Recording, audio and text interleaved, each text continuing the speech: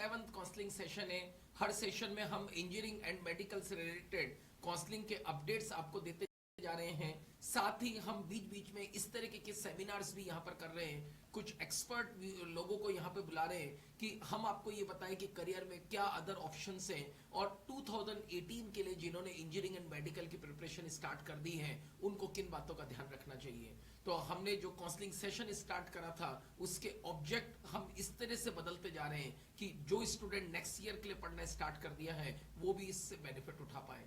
तो इसी कड़ी में आज हमारे साथ है मेडिकल के बहुत ही एक्सपर्ट केमिस्ट्री के टीचर जिनको मोर देन 10 ईयर का एक्सपीरियंस है, विकास माहेश्वरी सर। विकास सर आपका इस सेशन में विकास मित्तल सर, विकास सर इस सेशन में आपका स्वागत है। Thank you sir. सबसे पहले तो विकास सर से मैं पूछना चाहूंगा कि उन्होंने एमएससी इन बायोटेक करके उनके दिमाग में कैसे आया कि हम प्री मेडिकल की प्रिपरेशन करा के इस समाज को डॉक्टर्स दें। एक्चुअली बचपन से ही मेरा ये सपना था कि मैं भी डॉक्टर बन पाऊँ, बट कुछ कंडीशंस ऐसी थी कि जिस वजह से मैं इसको फेस नहीं कर पाया।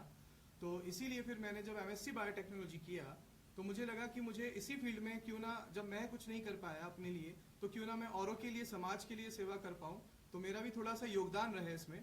तो फिर मैंने कॉलेज से ही ये शुरुआत कर दी थी, पार्ट टाइम पढ़ाकर। बहुत बढ़िया। बस तो तभी से तो एक बचपन से एक जो शौक था वो बड़े होके आफ्टर ग्रेजुएशन वो एक इस तरह से काम आया कि इस समाज को बहुत ही सक्सेसफुल डॉक्टर दिए। और यही रीजन है आज विकास मित्तल सर के पढ़े हुए स्टूडेंट्स एम्स में नीट के थ्रू बड़े अच्छे अच्छे एमबीबीएस कॉलेज में पढ़ रहे हैं, और कई जने अब तो सफल होके मेरे हिसाब से इस बहुत ही अच्छे डॉक्टर्स बन चुके हैं। कुछ क्वेश्चन में हमारे पास आने लगे हैं। Abhishek Gupta, can I get KGMU at 164 state rank? UP का स्टेट रैंक है, कैटेगरी जनरल है। नहीं, इसमें तो मतलब बहुत ही मुश्किल होगा KGMU बिकॉज, और फिर जनरल कैटेगरी है। तो वैसे कि अभी देखा गया कि यूपी ने जो रैंक लिस्ट निकाली है तो 4000 रैंक जनरल कैटेगरी में 500 मार्क्स है, मतलब तो या उसके अबव है, यानी कि हायर मार्क्स पे भी बहुत लोअर रैंक आ रही है। तो अभी कहना मुश्किल है, बट फिर भी टेंशन की जरूरत नहीं है। आप एक बार काउंसलिंग आगे तक काउंसलिंग करना चाहिए। प्राइवेट कॉलेज भी आप अप्लाई कर सकते हैं। बिल्कुल बिल्कुल। सर नेक्स्ट ईयर के लिए थापर मैकेनिकल या VIT वेलोर मैकेनिकल कौन सा बढ़िया रहेगा? Government claims VIT as best private engineering college. देखिए आयुष्मान माथुर, आपने पूछा थापर मैकेनिकल और VIT मैकेनिकल में से कौन सा अच्छा रहेगा। मेरी तो एडवाइस है कि आप थापर से मैकेनिकल ब्रांच में 4 ईयर इंजीनियरिंग करिए, वहां पर 5 ईयर नहीं लीजिए। कई वेबसाइट पर कुछ रैंकिंग आती रहती है, हमारी एडवाइस में जो रैंकिंग होती है वो वहां पर किस तरह से प्लेसमेंट होगा उस हिसाब से रैंकिंग होती है। विकास सर आपके लिए फिर एक क्वेश्चन है कि 570 मार्क्स से और राजस्थान से जनरल में इन्हें क्या मिल सकता है? हाँ, इनका चांस है, मतलब ये थोड़ा बॉर्डर से जस्ट अबव है गवर्नमेंट कॉलेजेस के लिए। प्राइवेट तो मेरे प्राइवेट तो आराम से मिल जाएगा इनको, कोई प्रॉब्लम नहीं है। बट हाँ, इनको मतलब चॉइस फिलिंग करनी चाहिए, बिल्कुल मिल सकता है इनको। अभिनव जोशी, नहीं अभिनव सिहाग 557 जनरल कैटेगरी के हैं, हरियाणा के हैं, इनके लिए क्या चांस है? इनके लिए भी वही है, मतलब मिल सकता है इनको भी, बिल्कुल चांस है इनका। बट इनको चॉइस फिलिंग करनी चाहिए और भी कॉलेजेस के लिए। बट हाँ, इनके अच्छे मार्क्स हैं स्टेट हरियाणा के लिए। Shyam Joshi 524 marks Uttarakhand general category, can I gate MBBS इन हाँ गवर्नमेंट या प्राइवेट? बट ये भी वही है, थोड़ा सा इन्होंने नहीं लिखा, लेकिन मेरे हिसाब से अगर प्राइवेट कॉलेज होगा तो आराम से मिल जाएगा। बिल्कुल मिल जाएगा। Vineet Kumar, UP state rank 2006 PC कैटेगरी, OBC कैटेगरी है, can I get any government college? UP state rank 2006, इन्होंने मार्क्स मेंशन नहीं करा है। नहीं किया है, थोड़ा मार्क्स, क्योंकि अभी मार्क्स के ऊपर बहुत कंफ्यूजन है यूपी गवर्नमेंट। आप अपने विनीत अपने मार्क्स मेंशन करिए तो हम आपको एग्जैक्ट आंसर दे पाएंगे। कुलदीप का क्वेश्चन है 413 इन SC कैटेगरी है, राजस्थान का क्या गवर्नमेंट कॉलेज मिल पाएगा 413 पर? बहुत थोड़ा मुश्किल है, क्योंकि स्टेट गवर्नमेंट के अकॉर्डिंग SC ST या OBC थोड़ा सा मार्क्स लो है इनके। बट फिर भी वही बात है कि चॉइस काउंसलिंग फिलिंग करना चाहिए इनको, बिकॉज अभी चांसेस हैं। कुछ कह नहीं सकते हैं अभी स्टेट, क्योंकि अभी रैंक लिस्ट, अभी तो फिलिंग स्टार्ट होगा 22 जुलाई से राजस्थान का। तो देखते हैं अभी, hope so. Okay, Snehlata Pandey 525 में क्या पटना में मेडिकल कॉलेज मिल पाएगा? 525 में पटना मेडिकल कॉलेज गवर्नमेंट तो मुश्किल है, बट हाँ चांसेस वही बात है वापस, क्योंकि अभी कुछ क्लियर नहीं है स्टेट का, बट हाँ ऑब्वियसली की चांस है। प्राइवेट कॉलेज तो कंफर्म इनको मिल जाएगा।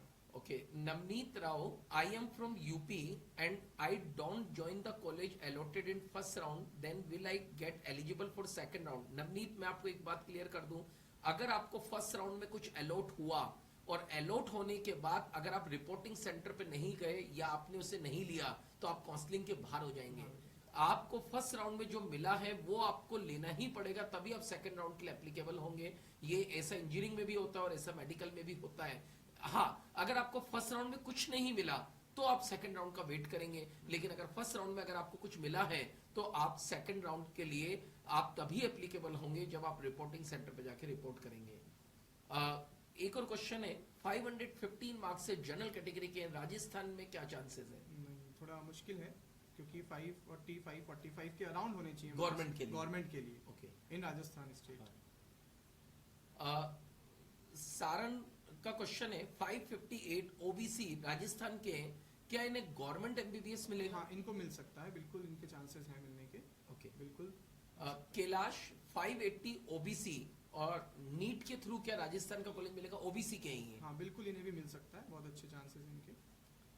शुभम सर, पंजाब में 522 मार्क्स से general category, can I get government MBBS seat in Punjab? ये थोड़ा मुश्किल है, बट वही है, ये वाला जो मार्क्स है ये बॉर्डर लाइन पर होते हैं। बॉर्डर लाइन पे है। मेरी एडवाइस है कि आप लास्ट राउंड तक आप बिल्कुल काउंसलिंग में जुड़े रहें, और ध्यान रखना फर्स्ट राउंड में आप ऐसी चॉइसेस नहीं भरना जो आपको लेनी नहीं हो, क्योंकि मान लीजिए आपको वो मिला और वो आगे फ्लोट ऑप्शन में आगे नहीं बढ़ा तो फिर आपको वो लेना ही पड़ेगा, अदरवाइज काउंसलिंग के बाहर हो जाएंगे। Vineet Kumar 538 marks in UP, category नहीं लिखा है, कैटेगरी नहीं लिखा है। अगर ये जनरल है तो मुश्किल है, तो मुश्किल है। सोनू हुसैन 481 ईबीसी कैटेगरी से बिहार में कोई गवर्नमेंट कॉलेज मिल पाएगा क्या? OBC category, EBC I think OBC होगा। ओबीसी है। ओके, तो 481 ओबीसी कैटेगरी बिहार में, इनका भी वही कह सकते हैं कि हाँ मिल सकता है। Ayushman Mathur, what about 5 new medical college in Rajasthan? इस साल तो गवर्नमेंट ने मना कर दिया है कि 5 न्यू मेडिकल कॉलेजेस मिल रहे हैं, लेकिन वो इस साल के लिए एप्लीकेबल नहीं है, ऐसा न्यूज़पेपर में भी आ चुका है। सोनू हुसैन 481 मार्क्स, आपने डिटेल नहीं लिखा है, कौन सा स्टेट के हैं, आपकी कैटेगरी क्या है, आपने इस तरीके की डिटेल नहीं लिखी है। Krishna Kumawat 528 OBC Rajasthan, any chance of government MBBS या बीडीएस? हाँ, इनके लिए हम कह सकते हैं, इनको मिल सकता है। ओबीसी कैटेगरी इस वजह से बिल्कुल मिल सकता है। बिल्कुल। Krishna Sharma 570 marks general category Rajasthan में क्या मिल पाएगा? इनको मिल सकता है, अच्छा कॉलेज मिल सकता है, मतलब क्योंकि इनके मार्क्स बिल्कुल उसी कैटेगरी में आ रहे हैं जिस कैटेगरी में राजस्थान स्टेट में इनको जरूरत है, बिल्कुल इनको मिल सकता है। ओके, स्टूडेंट्स के और क्वेश्चंस आए, इससे पहले मैं आपको कुछ और इंफॉर्मेशन अपडेट करता हूं। 7 ध्यान रखना, 6 राउंड का जो रिजल्ट है वो 18 जुलाई को आएगा, 6 राउंड का रिजल्ट। 6 राउंड तक अगर आपने रिफंड के लिए अप्लाई नहीं करा तो बाद में आपको 45,000 रुपीज जो जनरल या ओबीसी के स्टूडेंट ने पे करे हैं वो रिफंड नहीं होंगे। जो 7th राउंड है उसका रिजल्ट 21 जुलाई को आएगा। अगर 7th राउंड में ही किसी स्टूडेंट को कुछ अलॉट हुआ है तो उसको रिपोर्टिंग सेंटर पे नहीं जाना है, उसको जो कॉलेज अलॉट हुआ है वहीं पर ही आपको जाना है। ध्यान रखना, इस साल 2 साल के बाद जेई मैंने स्पेशल राउंड कराया है। मैंने 2 साल के बाद वर्ड इसलिए बोला है कि पहले जो स्पोर्ट राउंड होता था ये लगभग वैसा ही स्पेशल राउंड है। स्पेशल राउंड में कौन स्टूडेंट एप्लीकेबल हैं? स्पेशल राउंड के अंदर वो स्टूडेंट एप्लीकेबल हैं जिन्होंने काउंसलिंग करा, 7th राउंड तक उन्हें कुछ नहीं मिला। सेकंड, जिन्होंने रजिस्ट्रेशन ही नहीं कराया था वो एप्लीकेबल है। थर्ड, जिन्होंने कराया था, सीट भी मिल गया था, लेकिन 6 राउंड आते आते तक उन्होंने वापस से रिफंड ले लिया था, ऐसे सभी स्टूडेंट स्पेशल राउंड के लिए एप्लीकेबल हैं। लास्ट ईयर भी मोर देन 500 सीट्स खाली रह गई थी, और अगर आप अवेयर रहेंगे तो इस साल स्पेशल राउंड के थ्रू थोड़ा सा पीछे रैंक पर भी आप एनआईटीज लेके जा सकते हैं। तो ध्यान रखना स्पेशल राउंड के लिए। कुछ और क्वेश्चन हमारे पास आने लगे हैं। विवेक कुमार 524 ओबीसी बिहार के हैं। हाँ बिल्कुल इनका चांस है, इनको मिल सकता है। ओके। शर्मा का क्वेश्चन है कि कॉमेट का फीस कितना है? कॉमेट के फीस का थोड़ा आइडिया भी कम है। वैसे प्राइवेट कॉलेज हैं तो ये कॉस्टली होते हैं। वैसे फीस अभी थोड़ा सा बड़ा है। हाँ, अभी इस स्टेज पे हमें आइडिया नहीं है, अब हम आपको नेक्स्ट सेशन में इसके बारे में अपडेट कर देंगे। सोनू हुसैन, बिहार में बीसी और ईबीसी दो अलग हैं। ओके। इन 481 मार्क ईबीसी ये कोई नई कैटेगरी है जो ओनली बिहार में है सोनू। इसका हमें देख के हम आपको बता पाएंगे कि ये ओबीसी कैटेगरी नहीं है, ईबीसी कैटेगरी क्या है। तो इसके डेटा इस स्टेज पे हमें याद नहीं है। आप एक काम कर सकते हैं कि मेडिकल एसोसिएशन की साइट पर लास्ट ईयर के डेटा आ रहे हैं, आप उसमें ईबीसी के डेटा आप देख लीजिए। What is the scope of physiotherapy? What is the scope of physiotherapy मिल सकता है, तो इसका कैसा स्कोप है? फिजियोथेरेपी का वैसे अभी स्कोप बढ़ रहा है। बढ़ रहा है आजकल तो हर 30 ईयर के बाद ही घर घर में ही ऑर्थोराइटिस प्रॉब्लम होने लगा है, तो इसका स्कोप डेफिनेटली बढ़ रहा है। इसके साउथ में कॉलेजेस बहुत अच्छे हैं, साउथ में बहुत अच्छा स्कोप है। अच्छा, ओके। साउथ में कौन सा अच्छा कॉलेज है? साउथ में जैसे अपने कर्नाटक के जो गवर्नमेंट कॉलेजेस हैं उनके थ्रू भी आप फिजियोथेरेपी में मिल सकता है, आपको बड़े आराम से मिल सकता है। अभिनव सिहाग, आप अमित सर के बारे में पूछ रहे हैं। मैं आपको अमित सर का नंबर आपको लिखा देता हूं, आप उनसे पर्सनली उनसे कॉल करके भी बात कर सकते हैं। अमित सर का नंबर है 99289 19919 9829919919। आप उनसे व्हाट्सएप पे या कॉल करके उनसे बात कर सकते हैं। अगर आपकी कोई क्वेरी है जो इस सेशन में नहीं हो पा रही है तो भी आप उनसे बात कर सकते हैं। अजहर का क्वेश्चन है 497 मार्क्स नीट 2017 ईबीसी कोई कॉलेज मिलेगा क्या? ये ईबीसी कैटेगरी एक बार देखना होगा हमें भी। इसको हम नेक्स्ट सेशन में आपको डिस्कस करेंगे कि ये ईबीसी कैटेगरी क्या है। राजस्थान में 530 ओबीसी है तो उन्हें क्या मिल सकता है? इन्हें मिल सकता है गवर्नमेंट कॉलेज मिल सकता है, बिल्कुल। नेक्स्ट क्वेश्चन है कृष्ण कुमार, एआईपीवीटी और एआईपीएटी का एडमिशन नीट के थ्रू होगा क्या? ये क्लियर नहीं है क्या है। आप थोड़ा तो पूरा लिखें, आप किस कॉलेज की बात कर रहे हैं? सर बिहार का यूआर का कट ऑफ क्या हो सकता है, एक्सपेक्टेड कट ऑफ? अगर हम जनरल कैटेगरी बात करें तो वही 540 550 मतलब बॉर्डर लाइन है, यानी अबव 550 के अराउंड है तो आपको गवर्नमेंट स्टेट में मिल सकता है। ओके। सोनू हाशिम, मैं आपकी बात समझ गया हूँ, ये हुसैन नहीं है, हाशिम है। Okay okay. Mohit Jain 554 marks Rajasthan से और जनरल कैटेगरी के हैं। ये बिल्कुल मतलब बॉर्डर के जस्ट अबव हैं ये, तो इनको बिल्कुल फिल करना चाहिए, इनके चांसेस हैं। मतलब आयुष्मान माथुर 494 मार्क्स चांसेस इन बीडीएस और एमबीबीएस गवर्नमेंट जनरल कैटेगरी। मेरे हिसाब से एमबीबीएस गवर्नमेंट के तो चांसेस कम ही है। बट इन्होंने स्टेट नहीं मेंशन किया, स्टेट मेंशन नहीं करा है। सोनू सर कॉलेज लिस्ट कैसे भेजें? सोनू देखिए, कॉलेज की लिस्ट जो है आपकी नो डाउट बहुत लंबी होगी।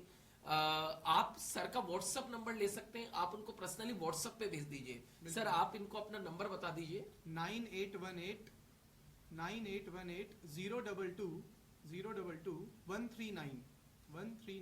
ठीक है सोनू, आप सर को पर्सनली व्हाट्सएप पे भेज दीजिए, है ना, और सर आपको व्हाट्सएप पे रिप्लाई कर देंगे।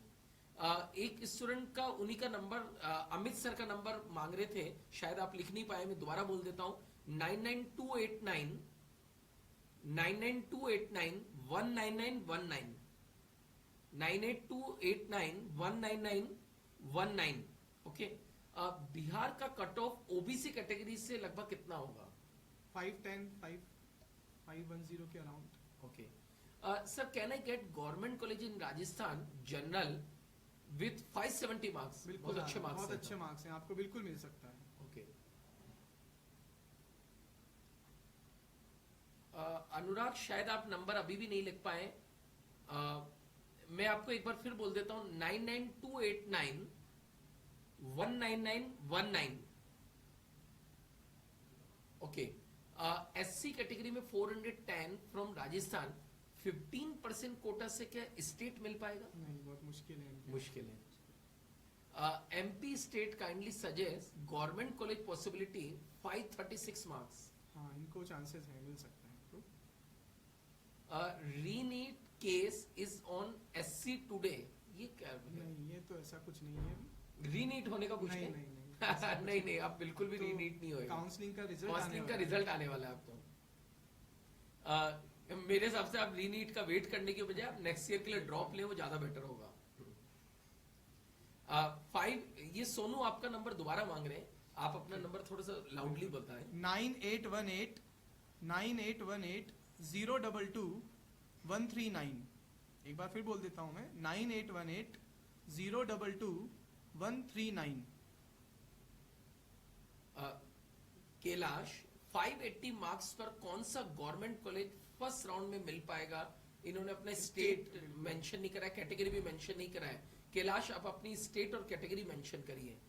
सुनीता सिंह, 456 OBC इन बिहार, BDS मिलने के चांसेस हैं? हाँ, इनको चांसेस हैं। BDS तो BDS तो मिल सकता है। ओके, कुछ और क्वेश्चन आप लोगों के आए, इससे पहले मैं विकास मित्तल सर से समझना चाहूंगा कि हमें केमिस्ट्री में जिन्होंने 2018 के लिए पढ़ना स्टार्ट करा है, उनके लिए केमिस्ट्री की क्या एडवाइस है? उनको किस तरीके की बुक सॉल्व करनी चाहिए, मटेरियल सॉल्व करना चाहिए, या पेपर को किस तरह से अटेम्प्ट करना चाहिए कि 2018 के लिए वो बहुत अच्छा करें?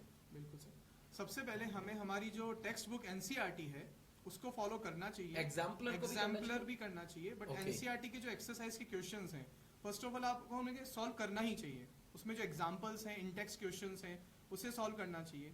फिर उसके बाद आपके पास जो भी स्टडी मटेरियल है, फर्स्ट ऑफ ऑल उस पर ट्रस्ट कीजिए। उसमें जितने भी लास्ट ईयर के क्वेश्चंस हैं उन्हें सॉल्व कीजिए। क्योंकि मेडिकल में आई थिंक रिपीटेड क्वेश्चन आते हैं। मतलब रिवीजन बहुत ज्यादा नेसेसरी है नीट के लिए। मतलब ऐसा नहीं कि आप बहुत एक्स्ट्रा पढ़ें, मतलब आपको क्वालिटी की जरूरत नहीं है, आप क्वांटिटी पे जाइए थोड़ा। मतलब मतलब क्वालिटी पे जाइए, क्वांटिटी पे मत जाइए, बिकॉज क्वांटिटी इतना इंपॉर्टेंट नहीं है नीट के लिए, quality is very important for NEET. Okay, और जैसे कि केमिस्ट्री में अगर हम बात करें तो कुछ क्वेश्चन शॉर्टकट या शॉर्ट मेथड से हो जाते हैं, जिससे कि ऑब्जेक्टिव क्वेश्चंस में हमारा टाइम थोड़ा बच जाता है। तो उस पर थोड़ा फोकस कीजिए। जैसे कि अगर हम केमिस्ट्री में बात करें, periodic table, chemical bonding, these are the basic chapters जो कि जिनका यूज पूरी केमिस्ट्री में होता है, तो आप इन पे थोड़ा फोकस कीजिए। तो इसी तरह से आप केमिस्ट्री में अच्छा, जब हम नीट का पेपर अटेम्प्ट कर रहे हो या हम JEE मेन का पेपर अटेम्प्ट कर रहे हो, तो केमिस्ट्री को किस ऑर्डर में हमें अटेम्प्ट करना चाहिए? एक्चुअली केमिस्ट्री में ऑर्डर तो ये है कि फिजिकल, इनऑर्गेनिक, ऑर्गेनिक मिक्स रहता है। मतलब ऐसा नहीं होता कि इनऑर्गेनिक पहले होगा या ऑर्गेनिक, इस तरह नहीं होता है। ऐसा सभी एग्जाम्स में होता है। ऐसा सभी एग्जाम में होता है। तो सबसे बेस्ट यही है मेथड कि आप पहले फर्स्ट राउंड में क्वेश्चंस कीजिए, जो आपको इजी लग रहे हैं उन पे आप पढ़ते जाइए, सॉल्व करते जाइए। देन सेकंड राउंड में आपको जो थोड़ा टफ लग रहे हैं उनको सॉल्व कीजिए। एंड थर्ड राउंड उन क्वेश्चंस के लिए रखिए जो टफ हैं, जो आपसे सॉल्व नहीं हो रहे हैं। एटलीस्ट अगर वो छूट भी जाते हैं तो नेगेटिव मार्किंग नहीं होगी। तो 3 राउंड्स में आपको क्वेश्चन सॉल्व करना है। हम लोग सेमिनार्स में भी बताते हैं, पेपर में हमेशा 3 वेराइटीज के क्वेश्चन होते हैं। एक जो देखते हो जाते हैं, मोस्ट कंफर्टेबल क्वेश्चन। सेकंड, जो देखते लग रहा है कि हो जाएंगे लेकिन लेंदी है। और थर्ड, बिल्कुल अनसीन क्वेश्चन। ऐसा नहीं होता कि हर क्वेश्चन के लिए इक्वल टाइम होता है। आपको सबसे पहले कंफर्टेबल वाले क्वेश्चन करते हुए उन क्वेश्चन के लिए टाइम बचाना पड़ेगा जो थर्ड कैटेगरी के क्वेश्चन है। ओके, तो आप स्ट्रेटेजिकल पेपर करेंगे तो 2018 में नीट में या JEE मेन के अंदर या एडवांस के अंदर आप बहुत अच्छा स्कोर कर जाएंगे, क्योंकि JEE मेन और नीट दोनों ही स्पीड बेस्ड एग्जाम है। आप उसमें आपकी स्ट्रेटेजी, आपका रिवीजन करने का तरीका, ये सब बहुत इंपॉर्टेंट है। विकास सर, हमें आप स्टूडेंट्स को ये बताएं कि क्या हमें पढ़ते हुए शॉर्ट नोट्स बनाने चाहिए? क्या आप बनाते थे कभी शॉर्ट नोट्स? बिल्कुल, शॉर्ट नोट्स बहुत इंपॉर्टेंट है, बट शॉर्ट नोट्स का मतलब ये नहीं है कि आप उसमें एक एक पॉइंट को दोबारा रिपीट कर रहे हैं। शॉर्ट नोट्स का मतलब मीन्स शॉर्ट नोट्स मीन्स आपने एक चैप्टर पढ़ा, आप कंप्लीट कीजिए चैप्टर को।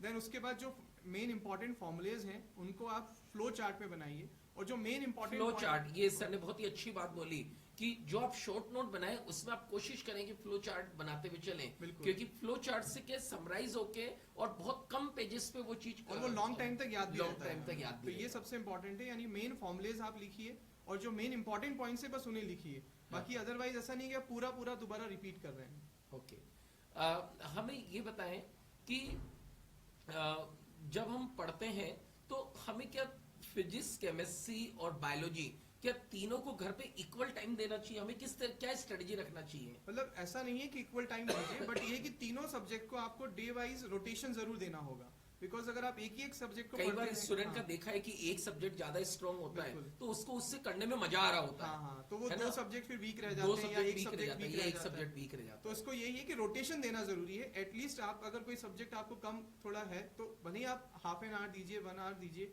बट दीजिए जरूर डे वाइज डेज, वो हाँ। बहुत जरूरी है। ओके ओके, ठीक है। कुछ स्टूडेंट को मैं अपडेट और देना चाहूंगा। HBTU का काउंसलिंग का जो शेड्यूल है वो भी चल रहा है। वहां पर रजिस्ट्रेशन की लास्ट डेट खत्म हो गई है। अभी वहां पर फी सबमिशन चल रहा है। 22,000 आपको फी वहां पर पे करना है फॉर जनरल एंड ओबीसी के स्टूडेंट को। अगर आपको सीट अलॉट नहीं होती है तो वो 2,000 रुपीज कट करके 20,000 आपको रिटर्न कर देंगे। उसमें जो चॉइस फिलिंग है वो 19 जुलाई तक आप कर सकते हैं, और उसके बाद फर्स्ट राउंड का रिजल्ट 21 जुलाई को आएगा। उसके बाद आपको रिपोर्ट करना होगा 24 से 26 जुलाई के बीच में, और रिपोर्ट करने के बाद फिर राउंड 2 होगा और उसका रिजल्ट 28 जुलाई को आएगा। ये यूपी का HBTU बहुत ही फैंटास्टिक कॉलेज है, बहुत ही अच्छा कॉलेज है ये, और ये लगभग NIT के पैरेलल का कॉलेज है। टॉप 10 NITs के बाद HBTU का नंबर आता है। तो लेकिन इसको सिर्फ वही स्टूडेंट भर सकते हैं जिनके पास यूपी का डोमिसाइल है और जेई मेन का स्कोर कार्ड है, वही स्टूडेंट इसको भर सकते हैं। ओके, तो आप लोगों के हमारे पास जितने भी क्वेश्चन आए थे वो सब हमने आपको आंसर बताए, और साथ ही विकास सर ने आपको ये बताया कि 2018 के लिए जिन स्टूडेंट ने स्टडी स्टार्ट कर दी है उनको पेपर में क्या स्ट्रेटजी रखना चाहिए, उनको घर पे किस तरह से पढ़ना चाहिए। तो हम इस सेशन में कल मॉर्निंग में शार्प एट 11 AM आपसे दोबारा मिलेंगे। हम इस सेशन में विकास सर के आने के लिए बहुत बहुत धन्यवाद करते Thank you, हैं। स्टूडेंट की तरफ से भी बहुत बहुत धन्यवाद करते हैं, और हम उनसे रिक्वेस्ट करेंगे इस सेशन में हमारे साथ फिर जल्दी ही वापस आए, ताकि स्टूडेंट की क्वेरी के हम मेडिकल से रिलेटेड सभी क्वेरी के आंसर दे पाए। Thank you very much. Thank you.